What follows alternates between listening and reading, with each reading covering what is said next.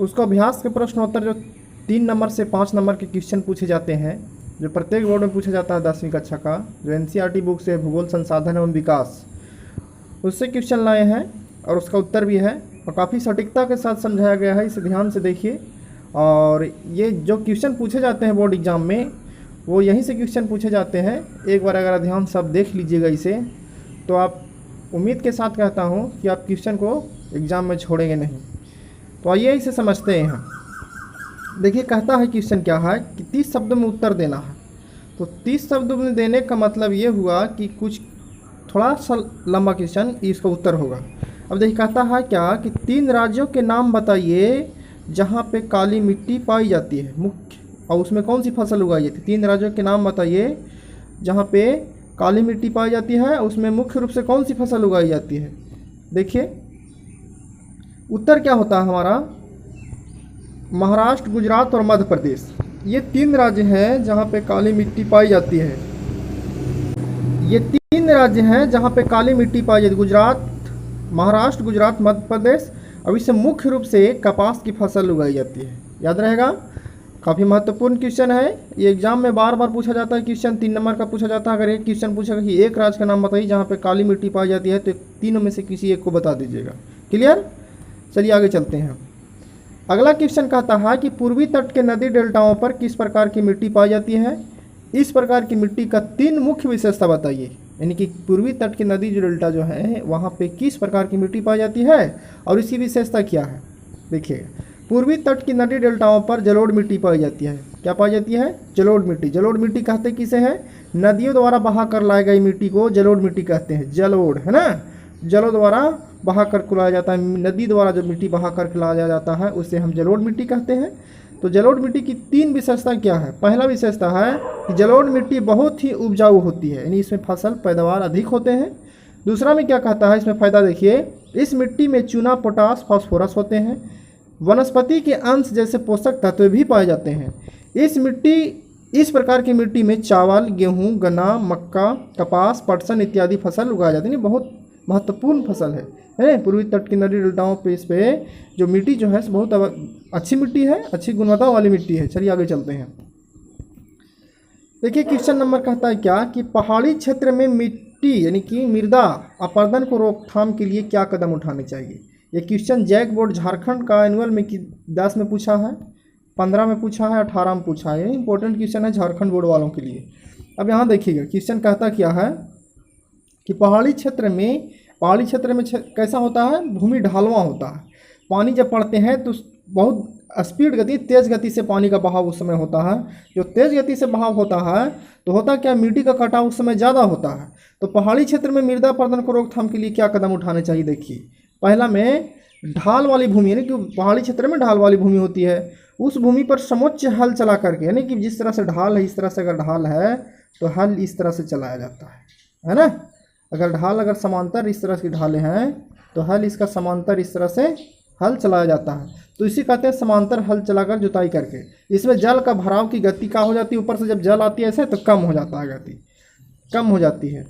दूसरा क्वेश्चन कहता है क्या, दूसरा उत्तर क्या कहता है कि ढाल वाली भूमि पर सीढ़ीनुमा खेत बना करके। सीढ़ीनुमा का मतलब क्या हुआ, ऐसा ढाल है इस तरह से, ऐसा ढाल है तो एक यहाँ अति किया जाता है, एक यहाँ किया जाता है, इसमें मेड़ बनाया जाता है ना, इसको हम सीढ़ीदार खेती बना देते हैं ना। तो ढाल वाली जगहों में इस तरह से खेत बनाने चाहिए, सीढ़ीनुमा खेत। तीसरा में कहता है क्या कि फसलों के बीच घास की मोटी पेटी लगानी चाहिए, यानी घास की है इसके बीच में क्या होता है, घास के आरी जिसको देहात में बोलते हैं हम लोग, और इसे मेड़ बोलते हैं हम लोग, है ना। तो ये मोटी मोटी घास की पट्टी लगा देनी चाहिए, जिससे पानी का बहाव क्या होता है, कम हो जाता है, गति रुक जाती है, इस मिट्टी में फंस जाती है इसमें। अब देखिए चौथा में कहता है ढाल वाली भूमि पर वृक्षारोपण करके। जब ढाल है तो ये वृक्षारोपण कर दीजिए, साइड साइड में वृक्षारोपण कर दीजिए, और उनकी जड़ें मिट्टी को पकड़े रहती है, जिससे मिट्टी का बहाव कम हो जाता है। तो उपरोक्त तरीकों से पहाड़ी क्षेत्र में मिट्टी का अपरदन ये रोका जा सकता है। देखिए क्वेश्चन क्या है, अगला क्वेश्चन कहता है जैव और अजैव संसाधन क्या होते हैं, कुछ उदाहरण दें। जैव और अजैव संसाधन क्या होते हैं, कुछ उदाहरण दें। चलिए आगे चलते हैं, इसे देखते हैं क्वेश्चन क्या होता है जैव और अजैव। जैव वैसे संसाधन जिनकी प्राप्ति जीव मंडल से होती है उसे जैव संसाधन कहते हैं। बहुत आसान क्वेश्चन है, क्वेश्चन 3 नंबर का क्वेश्चन पूछता है। जैव संसाधन जिनकी प्राप्ति जीव मंडल से होती है उसे हम जैव संसाधन कहते हैं। जैसे पेड़ पौधे, पशु पक्षी, मत्स्य, मानव इत्यादि जैव संसाधन कहलाते हैं। सिंगल भी क्वेश्चन पूछता है, दो अजैव के साथ भी आता है, और ये 3 नंबर का क्वेश्चन है। और ये प्रत्येक बोर्ड, चाहे कोई भी बोर्ड हो एनसीईआरटी से संबंधित, वो पूछता है क्वेश्चन। वे सारे संसाधन जो निर्जीव वस्तुओं से बनी होती है उसे हम अजैव संसाधन कहते हैं। जैसे चट्टानें, खनिज, मानव निर्मित कई मोटर गाड़ी, सड़क, रेल इत्यादि वस्तुएं आदि, ये होते हैं अजैव संसाधन। ठीक है, चलिए आगे चलते हैं। बहुत आसान सा क्वेश्चन था ये क्वेश्चन कहता है क्या, 120 शब्द में देना है इसका उत्तर। भारत में भूमि प्रारूप का वर्णन करें। वर्ष 1961 से 61 के अंतर्गत क्षेत्र के महत्वपूर्ण वृद्धि नहीं हुई, इसका क्या कारण रहा। चलिए इस भूमि प्रारूप देखते हैं, कैसे कैसे भूमि का वितरण हुआ, क्या प्रारूप है हमारे पास। देखिए क्वेश्चन उत्तर में कहता है इसका क्या, कि भारत में मुख्यतः 5 प्रकार के भू उपयोग किया जाता है। यह प्रारूप 2014-15 से संबंधित है। वन, पहला में क्या था, वन। कुल भू धरातल का लगभग 23.3% भूभाग वृक्षों एवं झाड़ियों से ढका है। पहला प्रारूप तो ये बना। चलिए 100% का 23.3% भूमि उसका वनों में है। दूसरा में कहता है कृषि के लिए अनुपलब्ध भूमि। अनुपलब्ध भूमि कितने हैं, इसके अंतर्गत बंजर आता है। अनुपलब्ध का मतलब भूमि कृषि के लिए ये भूमि नहीं है, इसको हम अनुपलब्ध कहते हैं। भूमि कृषि के लिए उपलब्ध हो ताकि उस पर कृषि हो, अनुपलब्ध का मतलब इस पर कृषि नहीं होता है।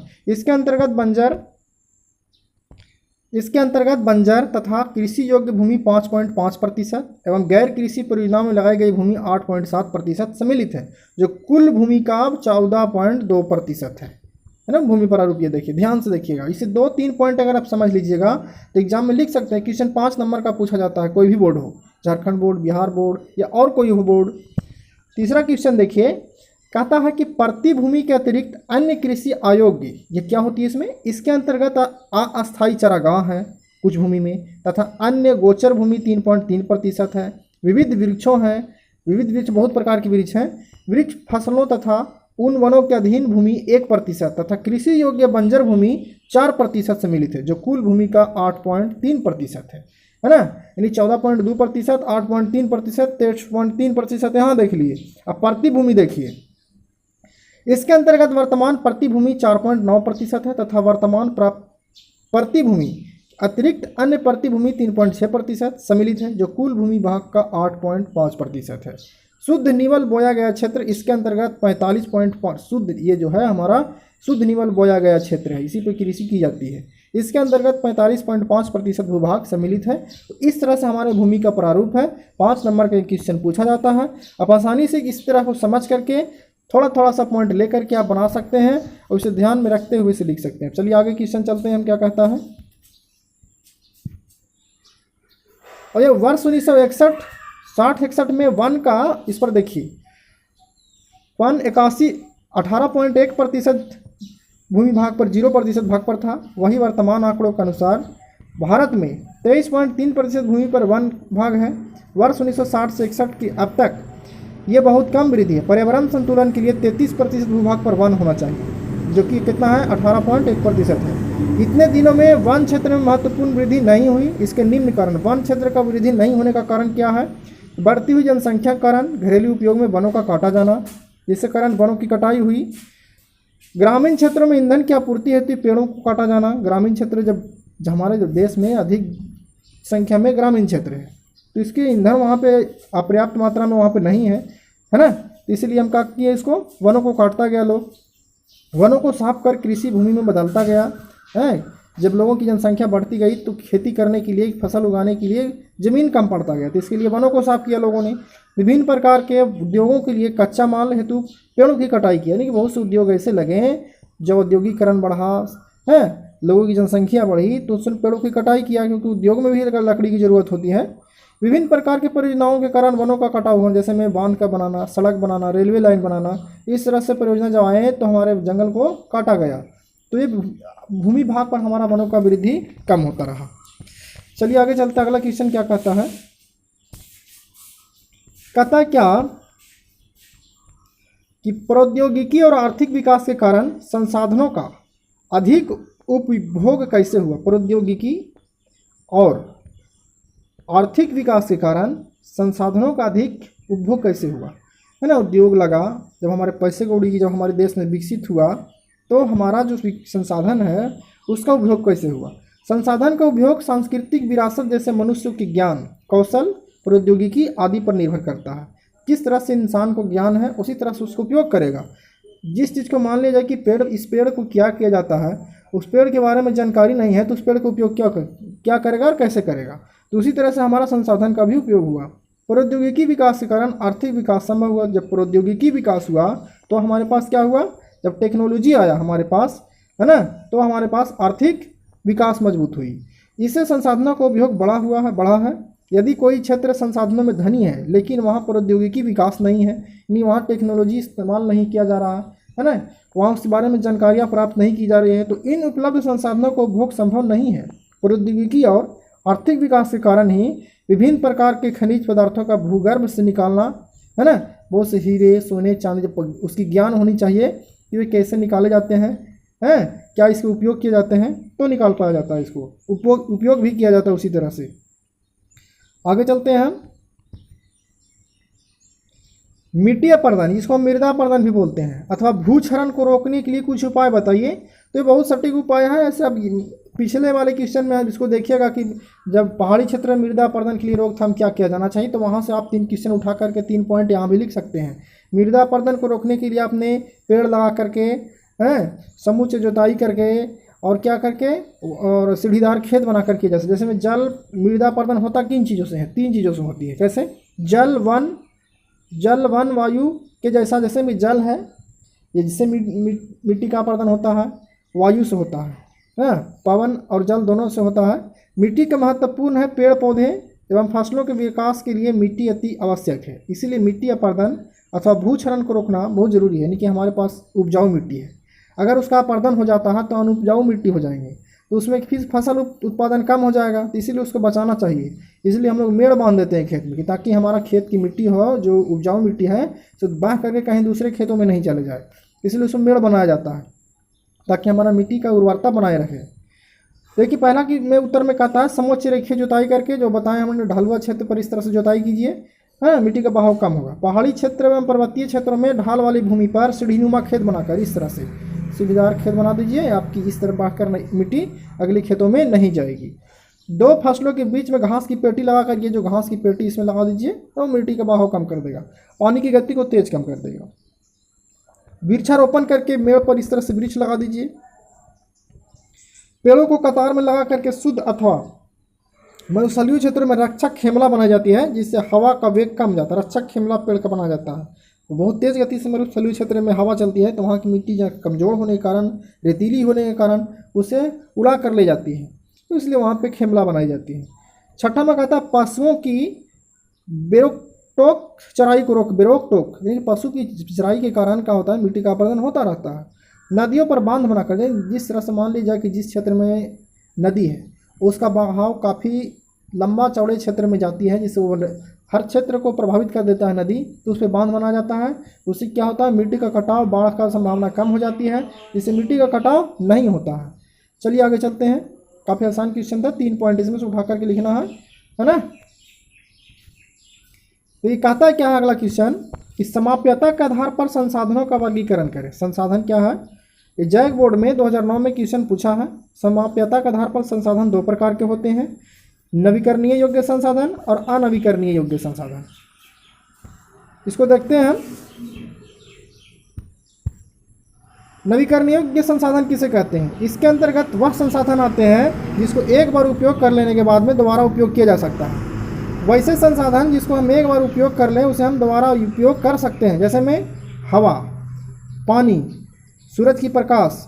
एक बार उपयोग करते हैं तो इसको हम दोबारा भी उपयोग कर लेते हैं। जैसे हम ऑक्सीजन लिया, ऑक्सीजन कार्बन डाइऑक्साइड के रूप में छोड़ दिया, फिर उसे कोई कार्बन डाइऑक्साइड ग्रहण करेगा, फिर से ऑक्सीजन हमें मिलेगा, तो इस तरह से इसका चक्र चलता रहता है।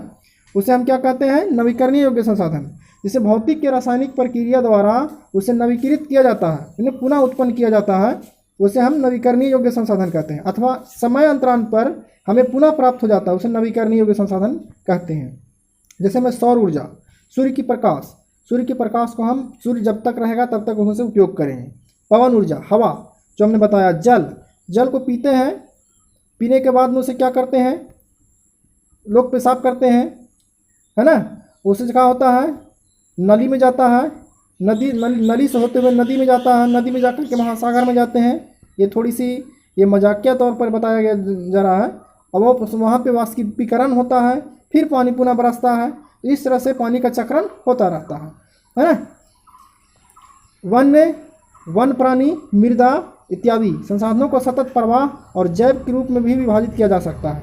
सतत प्रवाह पवन और जल इत्यादि, जय में देखिए सतत प्रवाह पवन और जल इत्यादि, जय में वनस्पति, पशु पक्षी, मानव इत्यादि।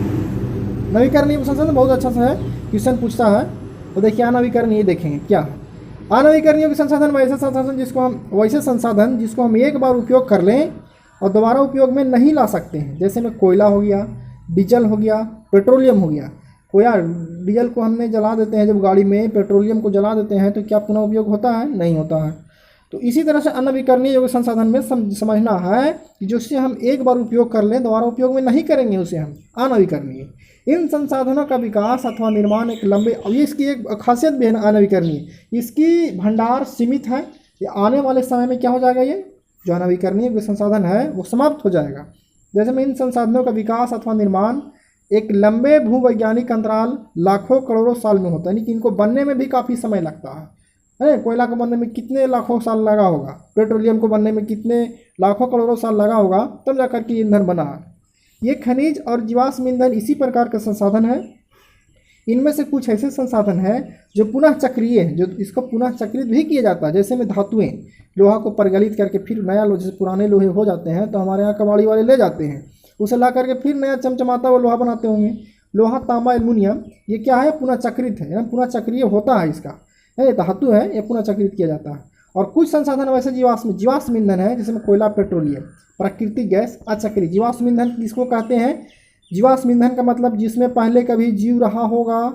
तो कोयला, पेट्रोलियम में कहाँ कहते होंगे जीव कैसे रहा होगा जी? ये बहुत पहले पृथ्वी पे एक बहुत बड़ा भूचाल यानी हलचल हुआ, बहुत सारे जीव रहते होंगे, वो पृथ्वी क्या हो गया, वो सारे जीव नष्ट हो गए, पृथ्वी के अंदर चले गए, जिसके कारण हुआ क्या, वो बहुत साल, करोड़ों साल तक दबे दबे जंगल, दबे दबे कोयला बना। लोग जब, मनुष्य जब दबे रहे, इसके कारण पेट्रोलियम, जीवों का एक सड़ने गलने से पेट्रोलियम, कोयला, डीजल का निर्माण हुआ। तो ये जीवाश्म ईंधन इस तरह से कहलाते हैं। और जो जलाने के बाद में धुआं उत्पन्न करें वो जीवाश्म कहलाते हैं, जीवाश्म ईंधन होते हैं। और जो जलने के बाद में धुआं नहीं दे वो जीवाश्म ईंधन नहीं है। ये संसाधन एक बार प्रयोग के साथ समाप्त हो जाते हैं। चलिए आगे चलते हैं। संसाधन नियोजन क्या है? भारत में संसाधन नियोजन के सोपानों का वर्गीकरण कीजिए। संसाधन को नियोजित करना है। अब देखिए उत्तर क्या कहता है, संसाधन नियोजन एक जटिल प्रक्रिया है। किस है? संसाधनों का उपभोग या उपभोग के लिए संसाधनों का उचित प्रबंधन तथा उचित तकनीकी का ज्ञान होना चाहिए। यानी कि ज्ञान ना हो, किसी प्रकार से भी संसाधन का मनमानी तरीके से उपयोग कर ले, वैसा नहीं। संसाधन नियोजन कहते हैं, यानी कि उसकी तकनीकी का ज्ञान हो। भारत में संसाधनों का वितरण असमान है, यानी कि एक समान हर जगह पे संसाधन उपलब्ध नहीं है तथा सीमित मात्रा में है, अभी कम है संसाधन। इस कारण संसाधनों के सतत पोषणीय उपयोग के लिए संसाधन का नियोजन बहुत आवश्यक है।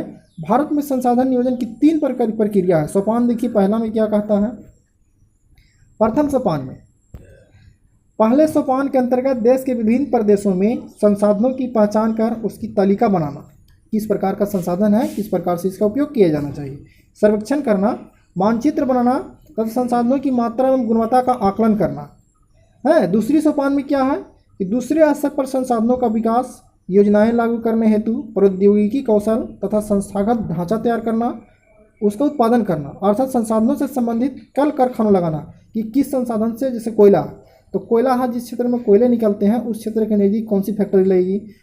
यहाँ पे मान लिया जाए कि आपका एक बहुत बड़ी मात्रा में एक हवा यहाँ पे है बस, तो वहाँ पे किस प्रकार की संसाधन लगेगी, हवा से चलने वाली। किसी क्षेत्र में मान लिया जाए कि जल की बहुत बड़ी मात्रा है, उस प्रकार की, वैसे मान लिया वहाँ पे बिजली उत्पादन के एक बना देना, बिजली उत्पादन जहाँ पे होती है, बिजली बनाई जाती है, उसे लगा देना।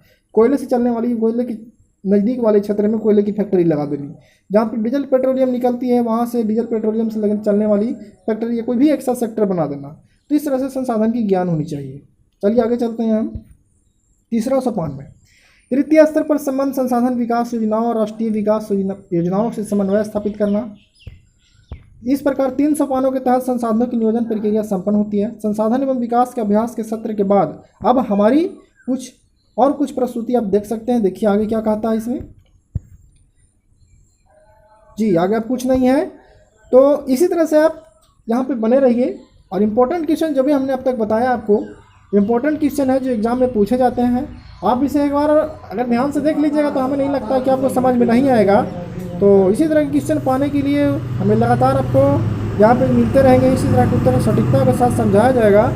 तो बने रहिए हमारे चैनल पे, तब तक के लिए जय हिंद।